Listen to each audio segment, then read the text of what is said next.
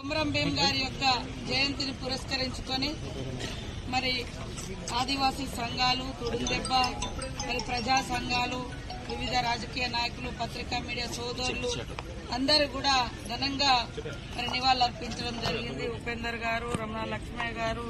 మరి యాదగిరి గారు, ఇంకా జిల్లా సందీప్ గారు, ఇంకా సోదరులందరికీ కూడా ప్రజాప్రతినిధులు, మాజీ ప్రజాప్రతినిధులు అందరికీ ఆదివాసీ ఉద్యమ అభినందనలు తెలియజేస్తూ జల్ జంగిల్ జమీన్ నినాదంతో పోరాడినటువంటి మహనీయుడు మరి మన కొమరం భీం అయితే అదే స్ఫూర్తితో తెలంగాణ ఉద్యమం కూడా మరి నీళ్లు, నిధులు, నియామకాలతోటి పోరాటం చేసి ఈరోజు తెలంగాణ రాష్ట్రాన్ని సాధించుకోవడం జరిగింది. ఈరోజు అడవి మీద హక్కులు వచ్చినాయంటే మరి మహనీయుడు మన కొమరం భీం గారి యొక్క పోరాట స్ఫూర్తి, వారి యొక్క ప్రాణ త్యాగం మూలంగానే ఈరోజు జరిగింది. కాబట్టి ఎప్పుడైనా కూడా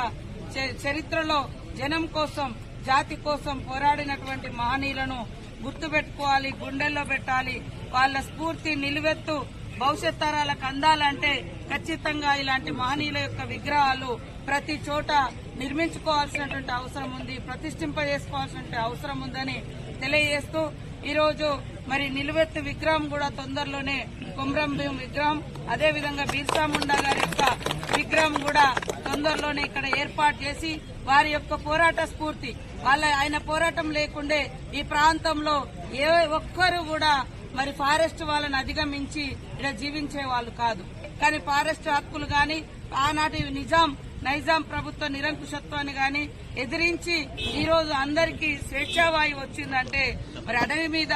ఆదివాసీ బిడ్డలతో పాటు ఇక్కడ అనేక మంది జీవిస్తున్నారంటే ఆయన చేసినటువంటి పోరాట ఫలితం అనేది కూడా గుర్తుపెట్టుకోవాల్సిన అవసరం ఉందని ఈ సందర్భంగా తెలియజేస్తూ తప్పకుండా తొందరలోనే ఆ మహనీయుడి యొక్క విగ్రహం, నిలువెత్తు విగ్రహాలను నిర్మించుకొని వారి యొక్క స్ఫూర్తి, వారి యొక్క త్యాగం భవిష్యత్ తరాలకు అందించేంత వరకు మేమందరం కూడా కట్టుబడి నిలబడి వారి యొక్క స్ఫూర్తితో ముందుకు పోతామని తెలియజేస్తూ జై కొమరం భీం.